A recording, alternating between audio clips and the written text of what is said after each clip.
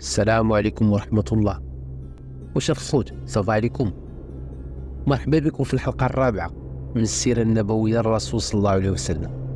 وفي هذه الحلقة غادي نهضروا على الزواج ديالو من السيدة خديجة، وغادي نهضروا على الكعبة والكنز اللي تسرق منها والهدم ديالها للمرة الثانية.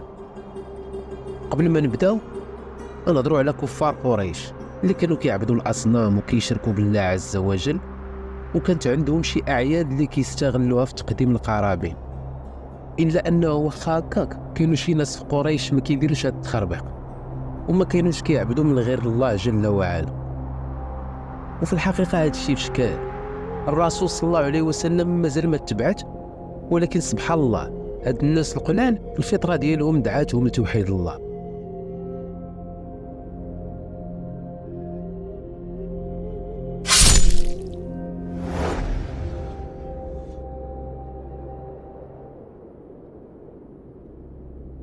وفي واحد العيد من الأعياد تجمعوا واحد 4 ديال الناس من أهل مكة اللي ما كانوش كيعبدوا من غير الله عز وجل، تعزلوا على الناس وبعدوا عليهم وما كانوش كيحملوا داكشي اللي كانوا كيديروا المشركين.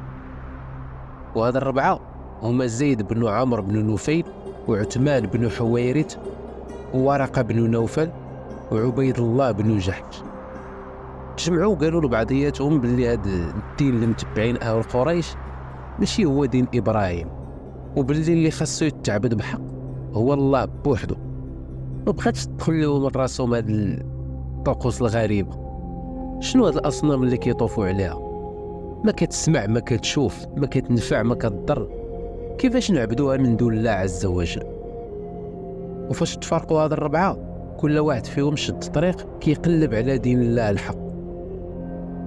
ورقة بن نوفل قلب ولقى النصرانية، تعلم ليها ولقاها أحسن من عبادة الأصنام اللات والعزى وهبل، وتمسك بهذا الدين تتبعت محمد صلى الله عليه وسلم، ولقاه كبير في العمر واللعمة، ولكن تابعوا آمن به ودخل الإسلام. أما زيد بن عمرو بن نفيل بقى كيبين العداوة ديالو للأصنام والكفر ديالو بهذا الدين اللي هو عبادة الأوثان. وكانت قالت واحد المرة أسماء بنت أبو بكر، كنت صغيرة وشفت زيد بن عمرو بن نفيل متكي على الكعبة وكيقول لكفار قريش: يا معشر قريش، كفرت باللات وكفرت بالعزى وآمنت بالله وحده.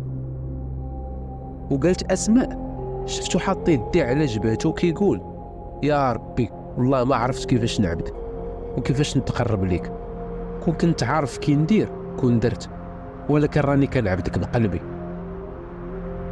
وحتى من الذبائح اللي كانت كتذبح في قريش للأصنام ما كانش كيقيسها، وكان كيقول ما ناكلش إلا اللي كيتذكر سمية الله عليه. ولا شاف شي راجل باغي يدفن بنته كيتدخل ويحاول يمنعه واخا يعرف يعطيه الفلوس ويشريها من عنده. هاد زيد بن عمرو ما قرا قرآن، ما شاف راسول، ولكن قلبه وراه الحقيقة. المهم هاد 4 بقاو على التوحيد، وزيد بن عمرو تعذب وتآذى وكلا العصا حيت كان كيعبد الله ويكفر بالأصنام، وخرج من مكة ومشى للشام والعراق باش يقلب على دين الله عز وجل. تتلاقى مع واحد الراهب اللي وراه واحد البلان مهم. قال لي: منين انت؟ قال لي: انا من مكة، من بيت ابراهيم. وقال لي الراهب: رجع لبلادك دابا. قال لي: علاش؟ هو يقول ليه هاد الزمان غادي يخرج فيه نبي وغادي يخرج من بلادك. وفاش كان راجع لبلادو هو يتقتل. قبل ما يتقتل قال: يا ربي الا كنت انا تحرمت من هذا الدين ما تحرمش منه ولدي سعيد. وكان عنده واحد الولد سميتو سعيد بن زيد. وهذا سعيد بن زيد اسلم بالله ومحمد صلى الله عليه وسلم ولا من العشرة المبشرين بالجنة. واحد المرة جاء عمر بن الخطاب وسعيد بن زيد عند رسول الله صلى الله عليه وسلم، وقالوا ليه: زيد بن عمرو بن نفيل ما تقبل الإسلام، واش نطلبوا ليه المغفرة عند الله؟ قال لهم: اييه استغفروا ليه الا بغيتوا، ولكن خاصكم تعرفوا باللي راه زيد بن عمرو غادي يتبعت نهار القيامة أمة بوحده. وهكا ومع الشرك اللي انتشر في مكة إلا أنه شي وحدين بقاو على التوحيد والفطرة ديالهم وراتهم الحقيقة. وكان في مكة واحد المرأة شريفة وفاضلة سميتها خديجة بنت خويلد. كانت هاد المرأة ذات نسب شريف ولا باس عليها، كانت كتصيفط فلوسها مع التجار للبيع والشراء، كانت تاجرة معروفة في ديك الوقيته. سولت واحد الغلام عندها سميتو ميسار، قالت لي واش كتعرف شي واحد نصيفط معاه الفلوس للتجارة؟ ميسارة قال لها قال لها كنعرف واحد الراجل سميتو محمد بن عبد الله، كيقولوا ليه في مكة الصادق الامين، وهي تصيفطو عنده يتشاور معاه واش يدي الفلوس ديال خديجة يبيع ويشري بها في الشام. محمد صلى الله عليه وسلم قبل بهذا العرض، وغادي تكون عنده نسبة في هذه البيعة والشرية بحالو بحال الناس، حيت كانت قريش كدير التجارة ومعروفة بهذه السمعة بين القبائل. المهم الصادق الامين محمد بن عبد الله خدا الفلوس ديال خديجة ومشى هو وميسارة وشدوا الطريق للشام. وفي الطريق كان ميسارة كيستغرب من محمد صلى الله عليه وسلم، كتبان عليه شي علامات في شكال، ولحد الساعة راه مازال ما تبعت ومازال ما تعرف. بقى ميسارة غير حاضر اش واقع مع هاد السيد. كان الصاد وواحد السحابة تابعة محمد صلى الله عليه وسلم، غير كيوقف كتوقف السحابة معاه. وفي بعض الروايات ميسارة كان كيقول هذيك ماشي سحابة ولكن ملائكة اللي كتظللوا بالأجنحة ديالها. فاش قرب للشام نزل محمد صلى الله عليه وسلم تحت واحد الشجرة، وكان حدا ديك الشجرة واحد الدير ديال شي راهب كيتعبد فيه. خرج داك الراهب من الدير ديالو باش يشوف شكون موالين هاد القافلة، وبانت ليه واحد الحاجة غريبة. جا عند ميسارة وسولو، وعرف باللي هو المسؤول على هاد القافلة وباللي هو الغلام ديال مولات الشي. وقال ليه شكون هذا الراجل اللي معك؟ قال ليه محمد ابن عبد الله ابن عبد المطلب، قرشي هاشمي من اهل الحرم. هو يقول الراهب الميسارة ومالو؟ قال ليه والو، غير جا معنا نديرو التجارة. هو يقول الراهب والله ما حدو جلس تحت هاد الشجرة الا وهو نبي، وهذا الراهب عنده علم من الكتاب. من بعد ما داروا التجارة ديالهم ربح الرسول صلى الله عليه وسلم واحد الربح كبير اللي ما موالفش به، ربحوا من هاد البيعة والشرية. رجع ميسرة عند خديجة وعطاها فلوسها وقال لها شنو شاف في الطريق وشنو سمع. قال لها والله حتى شفتو غادي والسحابة تابعه، غير كيوقف كتوقف حتى هي معاه، غير كيمشي كتمشى معاه. وقال لها الهضرة ديال الراهب. هنا طاحت شي حاجة في قلب خديجة، عظمات محمد صلى الله عليه وسلم وعطاتو المنزلة ديالو اللي كيستحق. فاش عرفت خديجة الأخلاق ديال محمد صلى الله عليه وسلم والصفات ديالو، هاد الأخلاق اللي انتشرت بين الناس، راه الصادق الأمين هذا، بغاتو خديجة وبغات تزوج به. سيدة نساء مكة، أشرف مرا فيها والأعظم خلقا. المهم صفطت لمحمد صلى الله عليه وسلم، قالت ليه عرفت الأخلاق ديالك وعرفت السمعة اللي عندك في القوم وبغيت نتزوج بك. مشى محمد صلى الله عليه وسلم مباشرة عند عمامو باش يتشاور معاهم، حمزة وأبو طالب وغيرهم. جلس معاهم وعاود ليهم، حتى هما رحبوا بالفكرة، حيت ما كاينش شي واحد اللي غادي يرفض هذا العرض ديال خديجة. السادة والأشراف ديال قريش كانوا كيتمناو يتزوجوا بخديجة سيدة نساء العالمين، وهي دابا كتعرض راسها على محمد صلى الله عليه وسلم. مشى معاه عمو حمزة اللي حتى هو كان شريف القوم وواحد من السادة الكبار. مشى معاه عند بات خديجة اللي سميتو خويلد بن أسد باش يخطبها ليه. وافق بات خديجة في البلاصة. شكون هذا اللي غادي يرد محمد صلى الله عليه وسلم سيد الخلق؟ المهم الخطبة تمات واتفقوا على صداق اللي القدر ديالو 20 بكرة من الإبل. وبكرة الإبل هي النتوى اللي مازال صغير، واللي كانت هي الوليمة ديال هذا الزواج الأعظم في التاريخ اللي تزوج فيه محمد صلى الله عليه وسلم سيد الخلق بخديجة سيدة نساء العالمين، وعاش معها أسعد وأجمل حياة، وما تزوجش عليها محمد صلى الله عليه وسلم حتى مات، واللي كان كيبغيها لواحد الدرجة ما يمكنش. ولدت معاه ولادو كاملين إلا إبراهيم اللي ولدو مع ماريا القبطية. ولدت معاه القاسم، وكانوا كيكنيو عليه ابو القاسم. ومن وراء القاسم ولدت معاه الطيب والطاهر، 3 ديال الاولاد. ولدت معاه في البنات رقيه وزينب وام كلثوم وفاطمه الزهراء، وفي المجموع ولدت معاه خديجه 7 ديال الاولاد. ولادو الذكور كاملين ماتوا كاملين صغار قبل ما يتبعث صلى الله عليه وسلم. اما البنات بقاو حتى اللي بعته وسلموا وهاجروا معاه، وماتوا كاملين قبل منه الا فاطمه الزهراء اللي بقات وراه بشي شهور عاد تبعته حتى هي. حياته مع خديجه كانت احسن حياه. علاش؟ حيت كانت احب الناس ليه. خديجه اللي ضحات براسها وبفلوسها على رسول الله صلى الله عليه وسلم، وفي الحياه ديالها معاه تعجبات خديجه زياده على داك الشيء اللي قال ميساره في الرحله، وعلى داك الشيء اللي قال الراهب. شفت خديجه من محمد صلى الله عليه وسلم خلق عظيم، شي حوايج اللي ما كيوقعوش مع اغلب الناس. ومشات مباشره عند ولد عمها ورقه بن النفيل اللي كان على التوحيد وتعلم علم الكتاب. عاودت ليه القصه ديال محمد صلى الله عليه وسلم، هو يقول لها ورقه خديجه راني كنظن والله اعلم ان محمد غادي يكون نبي هذه الامه، وراني عرفت باللي في هذا الزمان غادي يخرج شي نبي، وفي الغالب غادي يكون هو محمد. فرحات خديجه بهذه الهضره واستبشرات خير.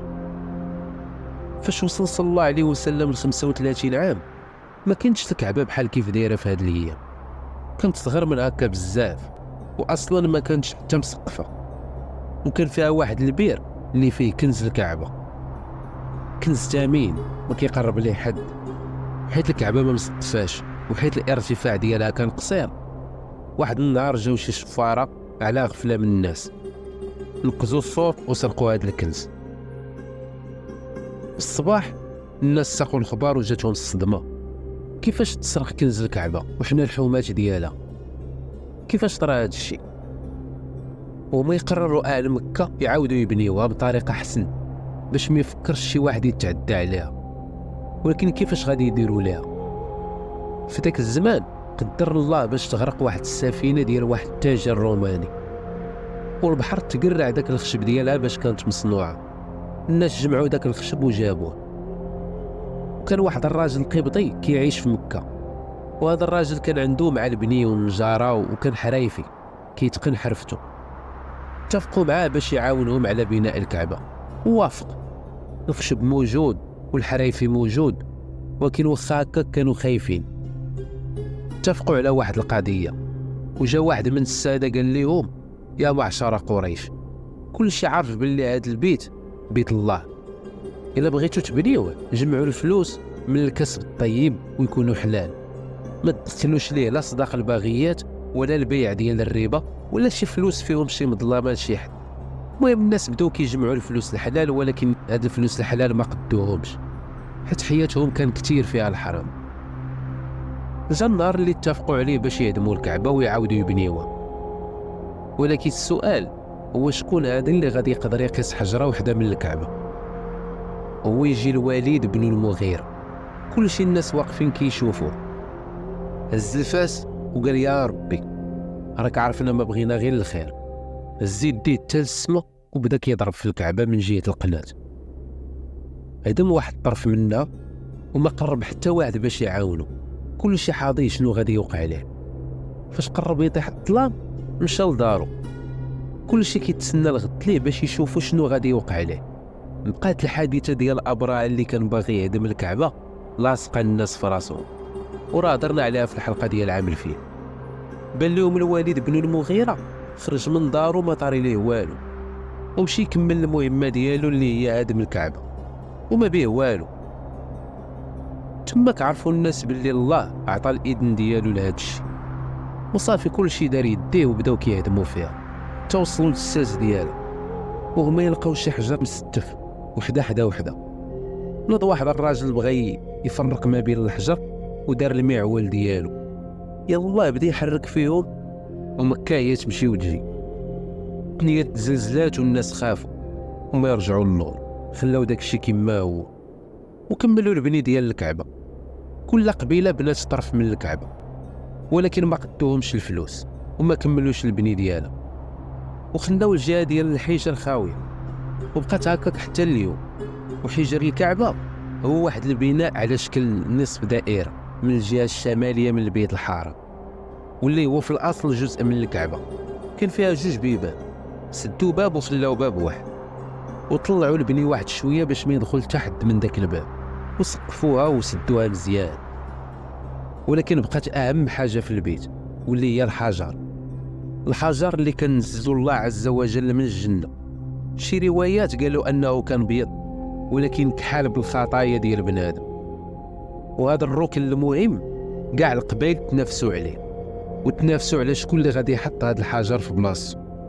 كل قبيله كتقول حنا اولى، وناض بيناتهم الغيار، وكان الصداع غادي يكبر. كل ما جا كبيرهم ابو اميه بن المغيره جلس معاهم وجمع اشراف القبائل وقال لهم الا اختلفتوا غادي نديروا حل، غادي ترضاو باول واحد غادي يدخل عليكم. اول راجل غادي يدخل دابا هو اللي غيحكم. بقاو كيتسناو واحد شويه وهو يدخل عليهم واحد الراجل. شكون غيكون؟ خير البشر افضل الناس، محمد صلى الله عليه وسلم.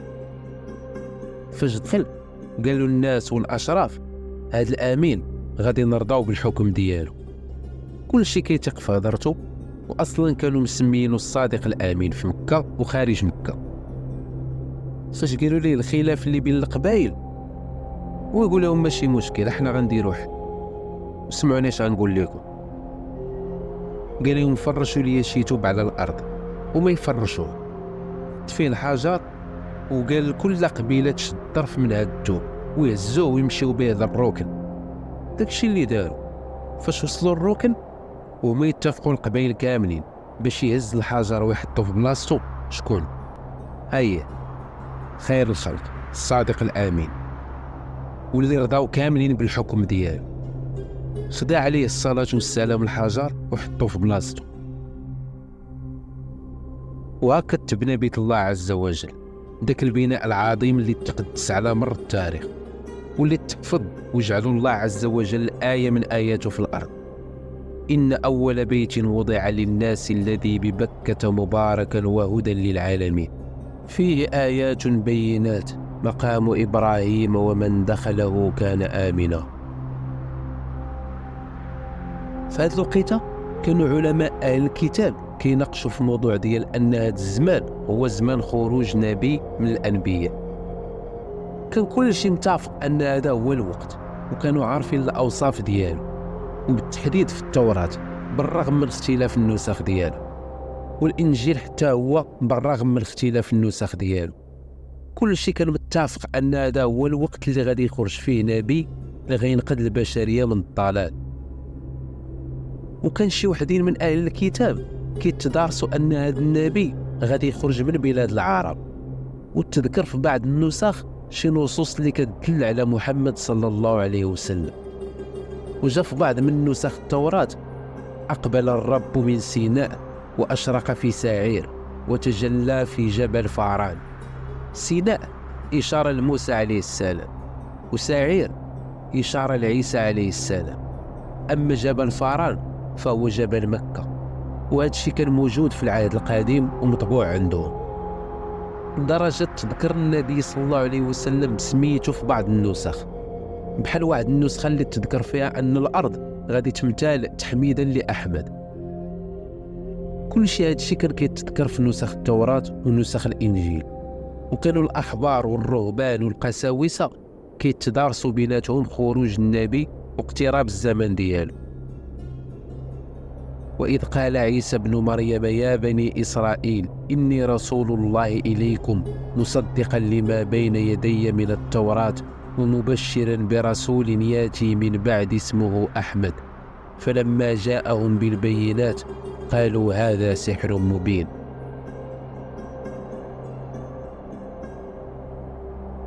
السلام عليكم.